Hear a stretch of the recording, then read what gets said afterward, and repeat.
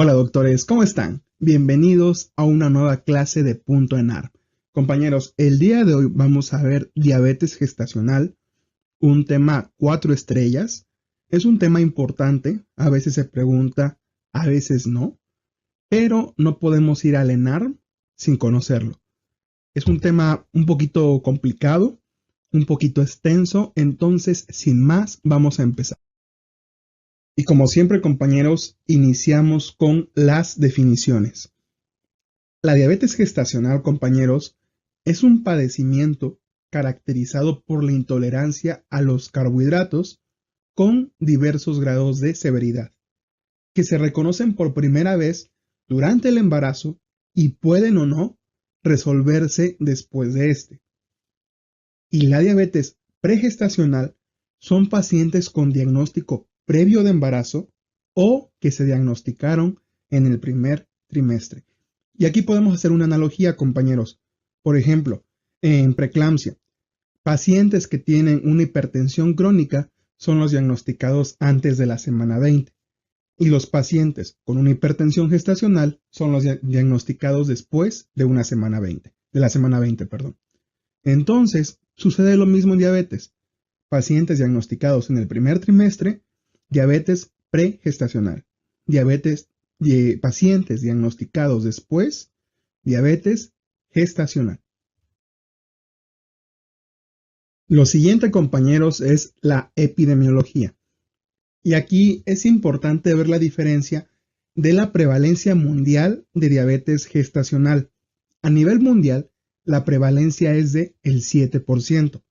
Y en México, esta prevalencia prácticamente se duplica del 10 al 15%. Esto se debe porque tenemos una genética de alto riesgo, somos ahorradores. Y esto tiene que ver con la parte de la migración. Cuando pasamos por el estrecho de Bering, nuestros antepasados pues no tenían tanto comida, entonces tuvieron que sufrir modificaciones genéticas para ahorrar la energía que tenían. Y ahora que ya tenemos comida, pues ahorramos por ahorrar y terminamos siendo diabéticos.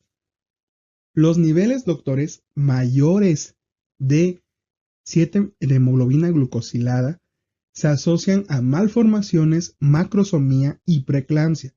Por esta razón, hay que tratar de disminuirlas en estos pacientes. Siguiente punto. Los pacientes tienen un alto riesgo de desarrollar diabetes mellitus tipo 2 los siguientes 10 años. Es decir, todo paciente con diabetes gestacional no quiere decir que ella vaya a ser diabética para el resto de su vida, pero sí tiene un alto riesgo de desarrollar la enfermedad los siguientes 10 años. Y la mejor estrategia para evitar productos macrosómicos es la detección oportuna. Este punto se los pongo porque en ocasiones se pregunta en estas preguntas de salud pública y pues aquí tienen la respuesta. Y bien, sobrinos, a partir de ahora les voy a decir sobrinos porque pues soy el tío punto enar, para ya no estar diciendo tanto doctores porque repito mucho la palabra doctores, ¿de acuerdo? Y bien, sobrinos, vamos a empezar con etiopatogenia. Ustedes ya saben que para términos ENAR esto no importa tanto. Sin embargo, para este tema sí, porque se llega a preguntar. Así que lo vamos a ver. Y bien, compañeros, hay que entender que al menos en términos metabólicos el embarazo lo vamos a dividir en dos, en una primera mitad y en una segunda mitad. ¿Por qué razón? Porque en la primera mitad el organismo va a estar de manera, al menos endocrinológicamente hablando, va a estar en un estado de anabolismo. ¿Qué quiere decir anabolismo? Que va a estar creando, ¿de acuerdo? ¿Qué va a estar creando? Depósitos grasos. Por esta razón va a haber hipoglucemia. Y ya para la segunda mitad, el organismo va a empezar en un estado de catabolismo. Catabolismo es que va a descomponer depósitos, todo ese almacenamiento que generó en la primera mitad y va a generar un incremento de lipólisis. Esta es la razón por la que puede haber una hiperglicemia. Pero nosotros sabemos que el páncreas, por mucha hiperglicemia que haya, si está bien, pues no va a haber ningún problema porque solamente genera más insulina y pues la glucosa entra a las células. Sin embargo, aquí entra otro factor muy importante, una hormona llamada el lactógeno placentario. Esta hormona, compañeras y compañeros, es producida en la segunda mitad del embarazo. ¿Por quién? Por la placenta, ¿de acuerdo? Y esta hormona genera resistencia a la insulina, provocando hiperglucemia e hiperinsulinismo. Y tiene un pico de la semana 24 a la semana 28. Más adelante vamos a ver que en estas semanas es cuando se realiza el tamizaje. ¿De acuerdo? Entonces espero haya quedado claro. Recuerden los puntos importantes. No hay que saber más. ¿De acuerdo? En la primera mitad hay anabolismo, creamos reservas. En la segunda mitad hay catabolismo, las destruimos. Y en la segunda mitad también está activo el lactógeno placentario, que es una hormona hiperglucemiante que genera resistencia a la insulina. Y por eso se provoca la diabetes gestacional. Es por esta razón que cuando finaliza el embarazo, porque ya no hay placenta, la diabetes gestacional va a desaparecer. Y a lo mejor en un futuro puede aparecer ya de nuevo la diabetes tipo 2. Ahora sí. Espero haya quedado clara esa parte, doctores, de la etiopatogenia. Ahora vamos a empezar a hablar de las complicaciones. Las complicaciones se preguntan muchísimo. Y primero, lo que hay que hacer es decirle a nuestra paciente, te recomendamos una hemoglobina glucosilada menor a 6.5. ¿Por qué? Porque si está más elevada, las malformaciones congénitas se elevan de 4 a 10 veces. Y aquí vienen 3 puntos que seguramente les van a preguntar en cualquier simulador. Para empezar, la complicación más característica o el hallazgo ultrasonográfico más característico de los hijos de madre diabética es la regresión caudal. La complicación, y aquí entra en la diferencia entre complicación y malformación. La complicación más frecuente es la macrosomía y la malformación más frecuente es la hipertrofia del tabique interventricular. Del 20 al 50% de madres con diabetes van a desarrollar hipoglucemia. Esto sucede más frecuentemente en madres con diabetes tipo 1. Y sus hijos del 10 al 15% van a desarrollar hipoglucemia, principalmente neonatal. Lo vamos a ver cuando veamos pediatría, pero generalmente les ponen casos clínicos de hijos de madre diabética, donde empiezan con hipotonía y datos clínicos de ese tipo, y pues es porque la madre tenía mucha glucosa, había mucha insulina, y pues al momento de salir, esa insulina que quedó ahí, pues provoca una hipoglucemia. Pero bueno, eso lo veremos ya en pediatría. Ahorita nos centramos en esta parte. Y otra pregunta que se hace bastante son las complicaciones del hijo de la madre diabética ya en la vida adulta, que vamos a encontrar enfermedad coronaria, hipertensión, dislipidemia, diabetes y obesidad. ¿Qué otras complicaciones podemos tener? Esto a nivel materno y fetal.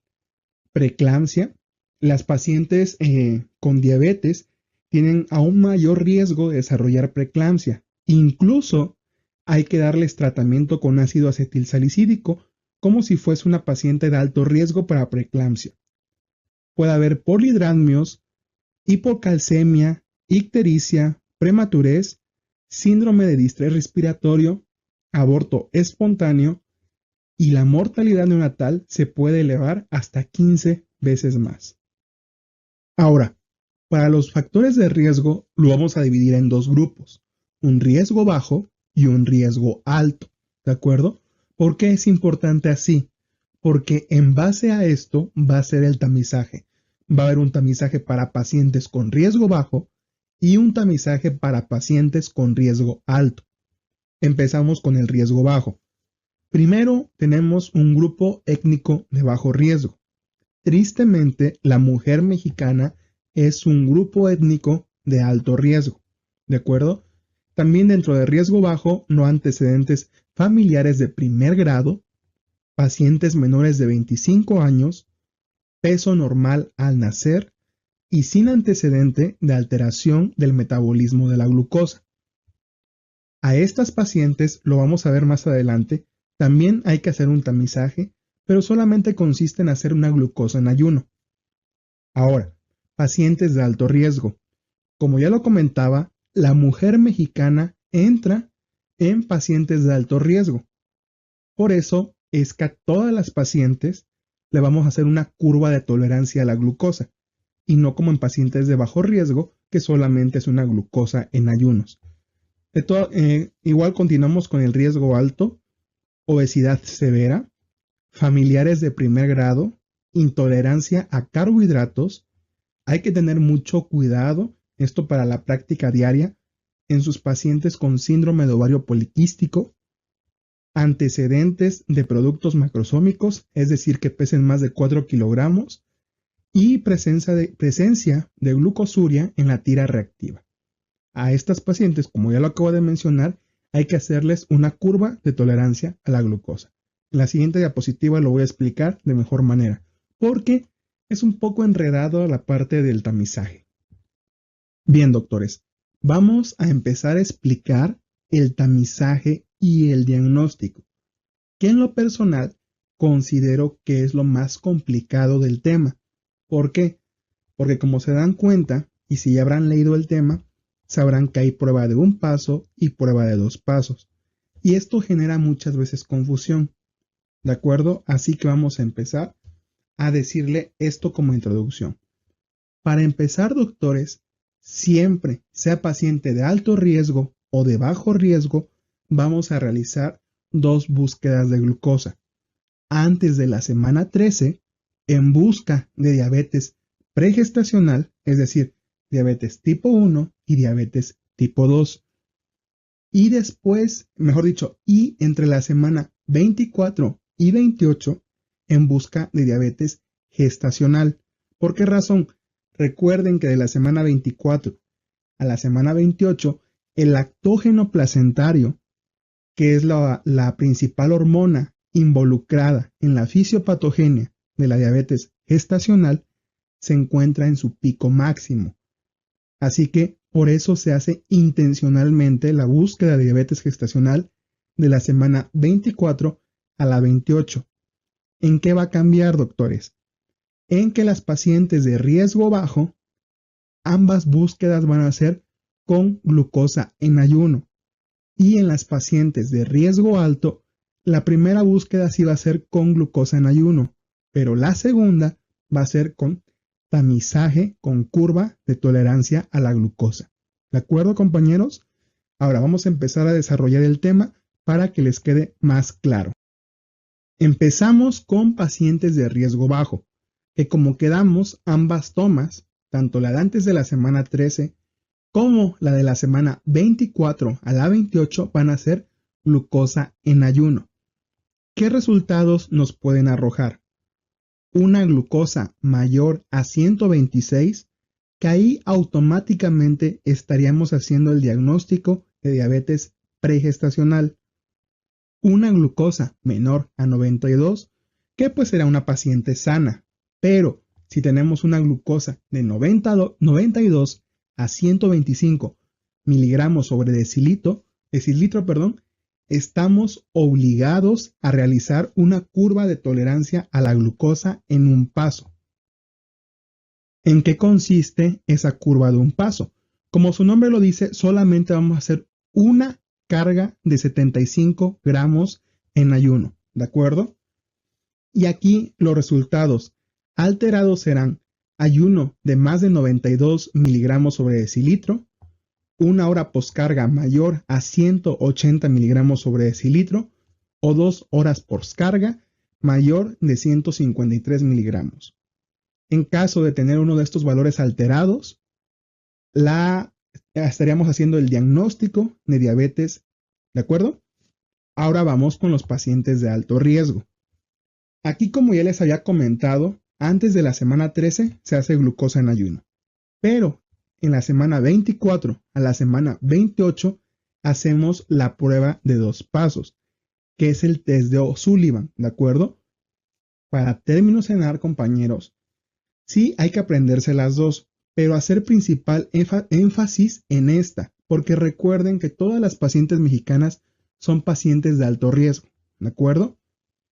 ¿En qué consiste la prueba de 2 pasos o test de O'Sullivan? Consiste en hacer el primer paso con una carga de 50 gramos de glucosa en cualquier momento del día. La puedes hacer en tu consultorio sin ningún problema. Y pues vamos a tener dos escenarios. Que el paciente tenga menos de 140 miligramos, en ese caso la prueba sería negativa y la paciente estaría sana, o que la paciente tenga más de 140 miligramos.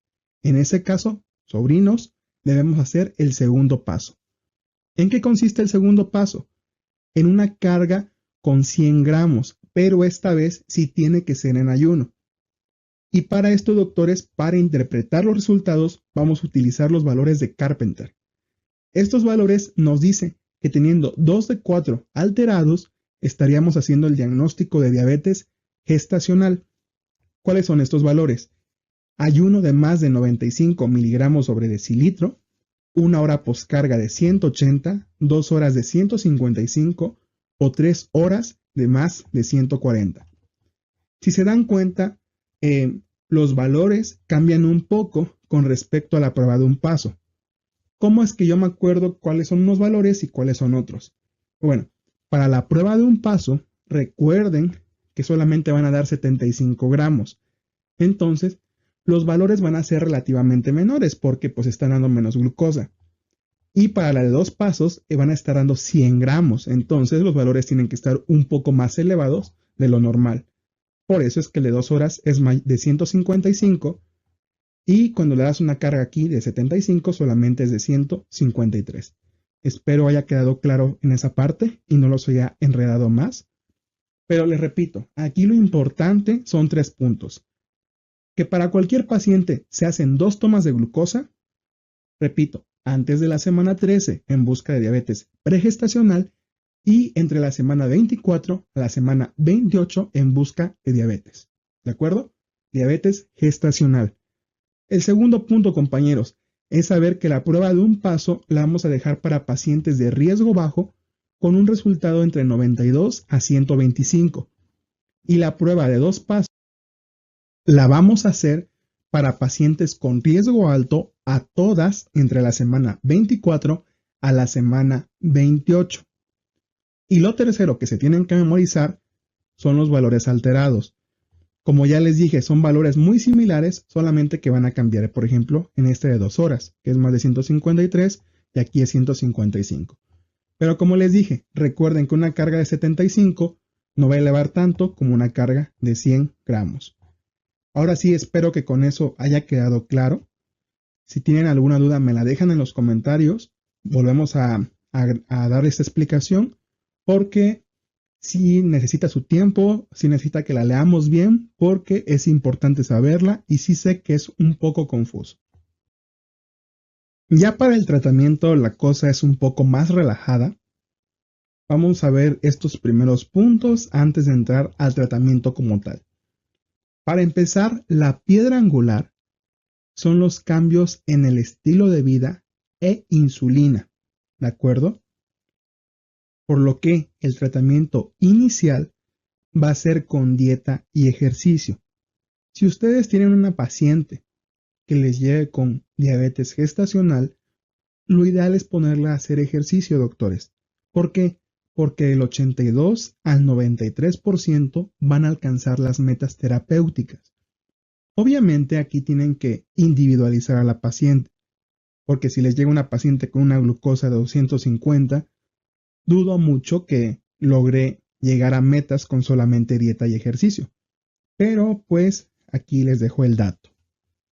El tratamiento de elección, compañeros, va a ser insulina NPH, es decir, insulina intermedia.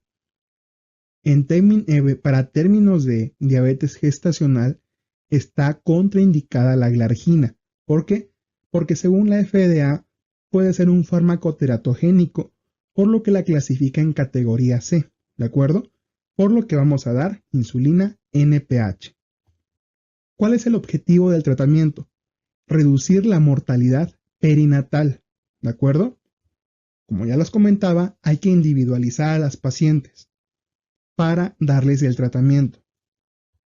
¿Qué otras consideraciones podríamos tener? Si su paciente ya tiene diabetes pregestacional y es tratada con metformina, no hay que cambiar el tratamiento, no hay razón para cambiarlo, ¿de acuerdo, compañeros? No hay necesidad de poner insulina, si ya está con su metformina, se la deja. Y si tiene la paciente tratamiento con glibenclamida, con glimepirida, con lo que ustedes quieran, ahí sí hay que cambiarla. Solamente dejamos con metformina, ¿de acuerdo? Y pues viendo estas consideraciones, ahora sí vamos a ver el tratamiento. Como les dije, el tratamiento inicial van a ser medidas higiénico-dietéticas, pero estas medidas higiénico-dietéticas no van a ser puestas por ustedes, compañeros. Tiene que ser puesta, mejor dicho, tiene que ser impartida por un nutriólogo certificado o un dietista con experiencia en manejo de diabetes gestacional.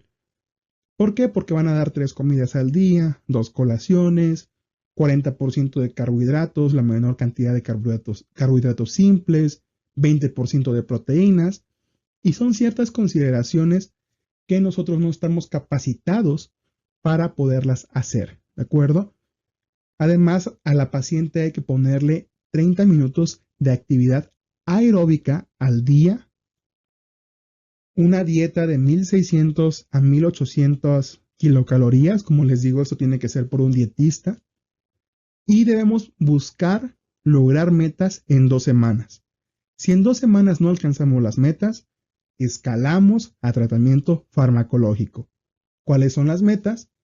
Menos de 95 en ayuno y menos de 120 2 horas postprandial. O una hemoglobina glucosilada menor a 6, ¿de acuerdo? Y bueno, si no cumplimos las metas, quedamos que había que escalar. ¿Cuál es el tratamiento farmacológico? Como ya habíamos dicho, el tratamiento es la insulina NPH, insulina intermedia, a razón de 0, mejor dicho, a dosis de 0.2 unidades internacionales por kilogramo de peso actual.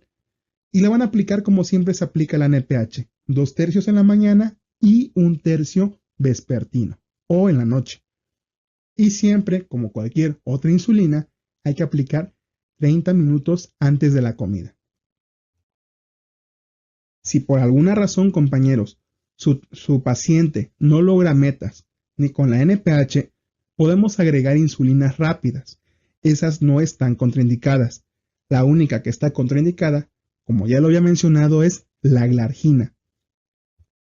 Y bueno, si la paciente no llega a aceptar la insulina, o como ya les había dicho en este punto, la paciente ya era diabética y está siendo tratada con metformina, podemos dejar metformina a dosis de 500 a 850 miligramos cada 8 horas, ¿de acuerdo?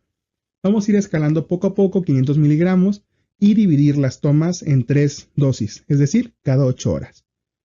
Según la FDA, la metformina es un riesgo B porque a pesar de que puede pasar la barrera placentaria y llenar al feto con metformina, como tal no va a haber ningún riesgo para el producto, ¿de acuerdo? Pero ¿en quién sí va a estar contraindicada? En pacientes con falla hepática y renal. Como se dan cuenta, son las mismas contraindicaciones que para cualquier paciente. Falla hepática y falla renal. Pero aquí agregamos uno más, que es el riesgo de hipoxemia. Recuerden que los pacientes que toman metformina tienen un mayor riesgo de acidosis láctica. Y si nuestra paciente tiene riesgo de hipoxemia, va a generar acidosis láctica. Entonces también tiene que estar contraindicada en estos pacientes. ¿De acuerdo? Y bueno, doctores, finalmente, ¿cómo vamos a concluir el embarazo?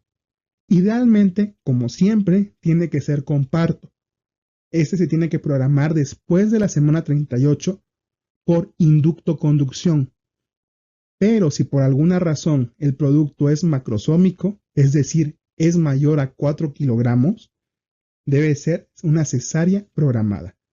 Como se dan cuenta, el tratamiento es muy sencillo, pero sí debemos memorizarnos las metas, las dosis de insulina y de metformina, ¿de acuerdo? A estas pacientes, doctores, hay que estarlas monitorizando, ¿de acuerdo? La vamos a monitorizar con el típico aparatito para tomar la glucosa, el glucómetro, y obviamente tiene que hacer un automonitoreo. ¿Por qué? Porque la paciente se tiene que picar de 3 a 4 veces al día, una en ayuno y de 2 a 3, 1 a 2 horas después de la ingesta de los alimentos, ¿de acuerdo?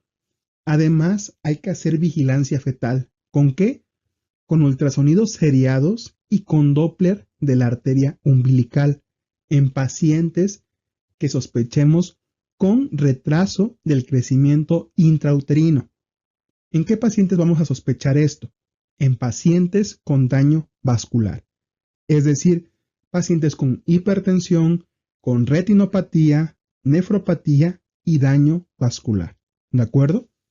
Además, también hay que evaluar las comorbilidades de las pacientes, con exámenes para ver función renal, función tiroidea, electrocardiograma y exámenes oftalmológicos. ¿De acuerdo?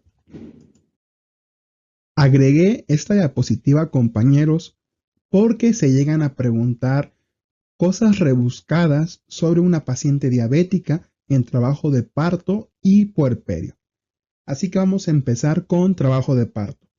Para empezar, compañeros, aquí debemos ajustar la menor dosis de insulina durante el trabajo de parto y monitorizar. ¿Cada cuánto vamos a estar monitorizando? En pacientes que tengan diabetes tipo 1 o tipo 2, vamos a dividir. En fase latente, monitorizamos cada 2 a 4 horas. Y en pacientes con fase activa, vamos a monitorizar cada 2 horas. Y pacientes que cursen con diabetes gestacional, vamos a monitorizar al ingreso y cada 4 a 6 horas. Y bien, algunas consideraciones del puerperio. Para empezar, hay que tomar una glucemia en ayuno al siguiente día o máximo al tercer día posteriores al nacimiento. Si la paciente ya tiene niveles bajos, pues hay que suspender el tratamiento para evitar que caiga en una hipoglucemia.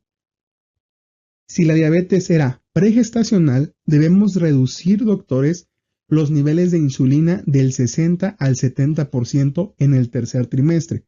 Y aquí hago un paréntesis con mi experiencia personal. He tenido pacientes con diabetes gestacional y que efectivamente van disminuyendo las necesidades de medicamento conforme se va acercando el parto. Pero si su paciente ya se va acercando el parto y en vez de disminuir sus necesidades las aumenta, tengan por seguro que esa paciente ya va a quedar como una paciente con diabetes mellitus tipo 2. Hay que iniciar en las pacientes la vía oral lo más pronto posible. ¿Por qué? Porque la paciente puede cursar con una hipoglucemia, entonces tiene que alimentarse. Porque además consideremos que la paciente va a empezar a lactar y además hay que agregar 500 calorías en caso de que la paciente inicie a lactar. Y doctores, debemos citar a nuestra paciente ya después del puerperio, es decir, de la semana 6 a la semana 12, y realizarles una curva de tolerancia de un paso para reclasificarlas. Si la paciente pues está en valores normales, pues será dada de alta. Pero si la paciente tiene alguna alteración, pues la clasificaremos como una diabetes tipo 2. Y además, compañeros, hay que estarlas vigilando por lo menos cada 3 años con una curva de tolerancia a la glucosa, porque, como ya lo había comentado, estas pacientes tienen alto riesgo de desarrollar diabetes mellitus en los siguientes 10 años. Otro punto que se pregunta bastante son los criterios de hospitalización en pacientes embarazadas con diabetes gestacional. ¿A quiénes vamos a hospitalizar? Primero, a las pacientes que tengan una glucosa en ayuno mayor a 140, igual a las pacientes que tengan una glucemia postprandial a la hora mayor a 180 miligramos sobre decilitro. ¿Por qué razón? Porque seguramente estas pacientes tendrán una hemoglobina glucosilada por arriba de 7. Entonces las tiene que valorar el ginecólogo, un internista, porque como ya lo vimos en un inicio, puede incrementar la mortalidad neonatal hasta en 15 veces y las complicaciones de 4 a 10 veces. Entonces hay que tratarlas ya, ¿de acuerdo? También en pacientes con hipoglucemia en ayuno menor a 60 miligramos sobre decilitro. Creo que ya lo había comentado en alguna clase, pero una de las causas de hipomotilidad fetal son pacientes con hipoglucemia. Entonces, estos fetos, estos productos van a cursar con bradicardias, van a tener hasta cierto punto sufrimiento cuando existe hipoglucemia. Entonces hay que tratarlas inmediatamente. Y pues obviamente complicaciones propias de la diabetes, un estado hiperosmolar o una cetoacidosis diabética. Y también en pacientes con inestabilidad metabólica. Más adelante vamos a ver que también tenemos que descartar otras endocrinopatías aparte de la diabetes. Bien, doctores, vamos a empezar ya con los casos clínicos. Como se dan cuenta, el tema no es tan extenso como otros que hemos visto y les aconsejo que se enfoquen principalmente en el diagnóstico, tamizaje, tratamiento y en las últimas consideraciones que puse, específicamente en los criterios de hospitalización. Así que empezamos con los casos clínicos, compañeros. Y el primero dice que en su servicio social, el día de crónico degenerativos, acude masculino de 53 años a control por diabetes mellitus. Lo acompaña su hija, quien se ve con aumento de perímetro abdominal. Usted le pregunta sobre la posibilidad de estar embarazada. Y la paciente dice que no la ha bajado desde hace 6 meses, pero que aún no sabe si está embarazada. Entonces usted se pone a explorarla y le escucha una frecuencia cardíaca fetal de 142 con Doppler, altura uterina de 23 centímetros. ¿Cuál sería la actitud de la paciente? Una pregunta un poquito mal redactada, compañeros, la voy arreglando mientras la voy leyendo, pero pues debemos acostumbrarnos a este tipo de preguntas porque sí nos podemos encontrar con alguna que otra en el examen, ¿de acuerdo? Entonces, vamos a leer las respuestas. A. Pedir estudios correspondientes de primera consulta y glucemia en ayuno. Pues aquí vamos a descartar esta de una vez porque la paciente, si se dan cuenta, no regla desde hace 6 meses y tiene una altura uterina de 23 centímetros. Entonces, por altura uterina, probablemente ya tengamos un embarazo de más de 20 semanas. Y pues la glucemia en ayuno es antes de la semana 13.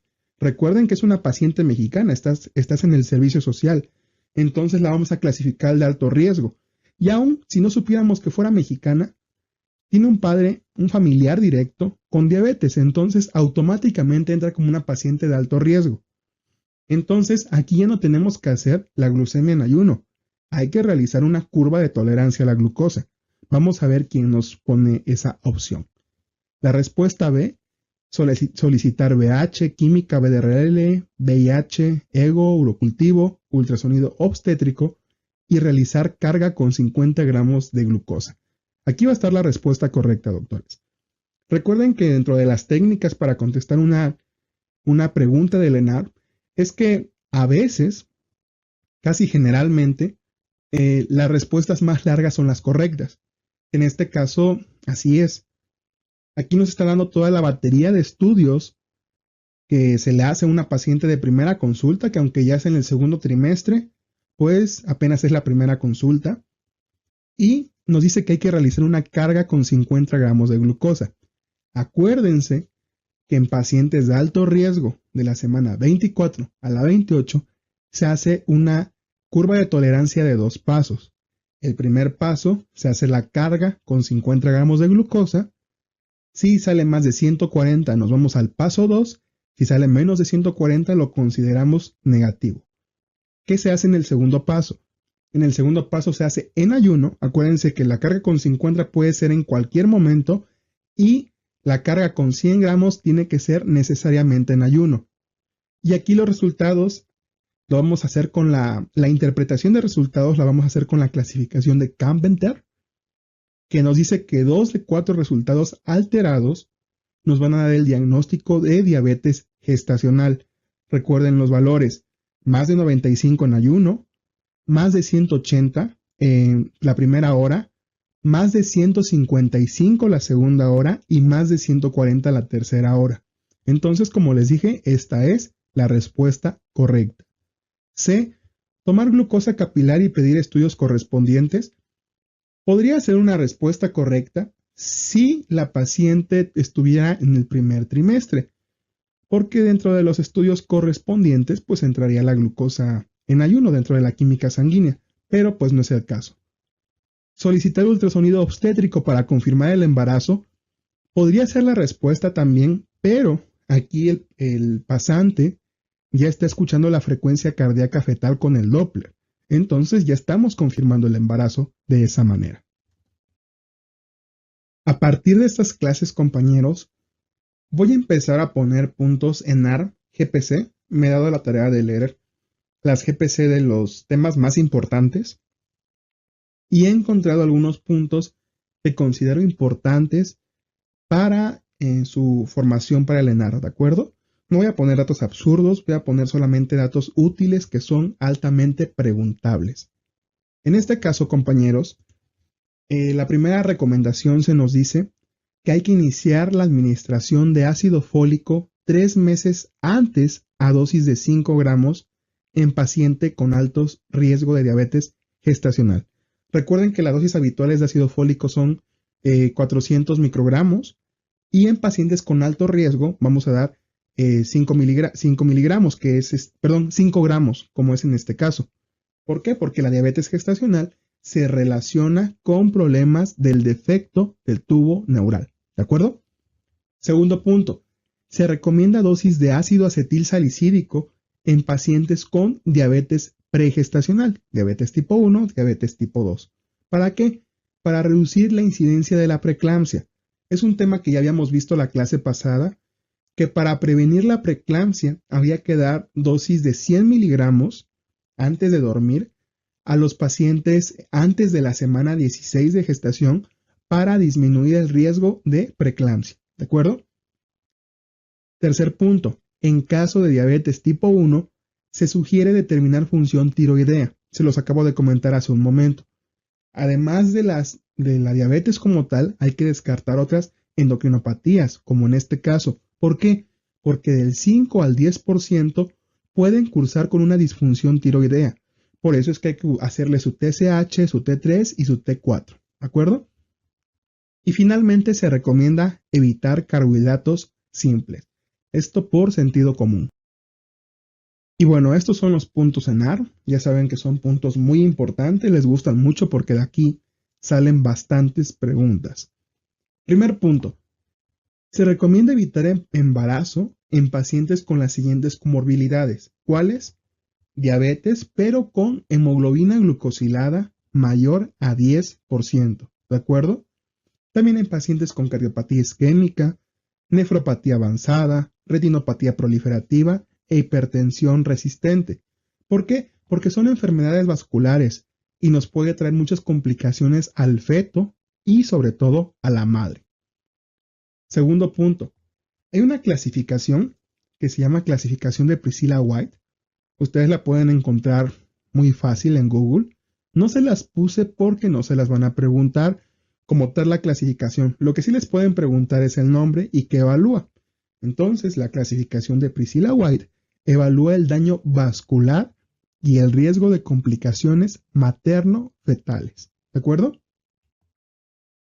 Esto ya lo había mencionado en la presentación. Los pacientes presentan un alto riesgo de desarrollar diabetes mellitus tipo 2. Obviamente los pacientes con diabetes gestacional. Siguiente punto. La metformina puede cruzar barrera placentaria y alcanzar concentraciones fetales iguales a las maternas. Pero su riesgo de la FDA es B, entonces no hay ningún problema, por lo que sí se puede dar en el embarazo. Sin embargo, hay que tener cuidado en pacientes con riesgo de hipertensión o del retraso del crecimiento intrauterino. Y aquí se pueden confundir un poco, doctores, aprovecho para hacer la aclaración, porque como que es contrapuesto. Por un lado nos dicen que son productos macrosómicos y por otro nos dicen que son productos con retraso en el crecimiento intrauterino. Bueno, los productos con retraso en el crecimiento intrauterino son pacientes con problemas vasculares, nefropatía, retinopatía, hipertensión, ¿de acuerdo? Y los pacientes con productos macrosómicos son pacientes que apenas acaban de debutar con la diabetes, pero tienen niveles muy altos y pues el producto crece de más. Ambas complicaciones son verdaderas, ¿de acuerdo? Siguiente punto. La hipoglucemia es la manifestación patológica más frecuente en el hijo de madre diabética, ¿de acuerdo? Toda paciente con factores de riesgo para diabetes gestacional con abortos de repetición sin explicación, lo primero que debemos hacer es descartar diabetes gestacional. Les voy a poner el caso clínico que les van a poner siempre. Va a ser una paciente de 32 años que a lo mejor ya tuvo un hijo, pero que los últimos 2 embarazos han terminado en abortos, y abortos tardíos o incluso hasta óbitos. Y no le encuentran la razón y les van a preguntar, ¿qué es lo primero que tienes que descartar? La respuesta será diabetes gestacional, ¿de acuerdo? Siguiente punto. Si se inicia control prenatal en el primer trimestre, se logra reducir el 2.43% de la hemoglobina glucosilada. Pregunta ultra rebuscada de simulador. Siguiente punto. La insulina glargina está contraindicada en el embarazo, ya quedamos que es la única insulina que no podemos dar. Siguiente. En el trabajo de parto y puerperio existe disminución de las necesidades de insulina.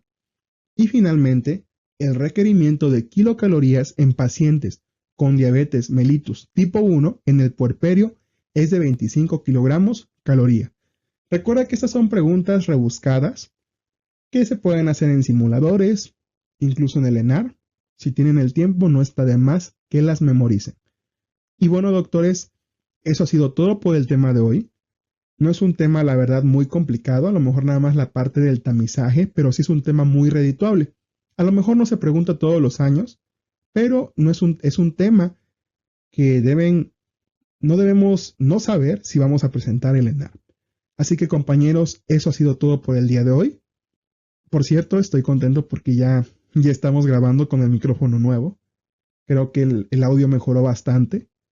Ya solamente me queda a mí mejorar mi dicción y mi vocalización para que estas clases salgan mejor. Gracias, doctores, por seguirnos apoyando. Nosotros los seguiremos apoyando en su sueño de ser residentes. Un fuerte abrazo, sobrinos, y nos estamos viendo.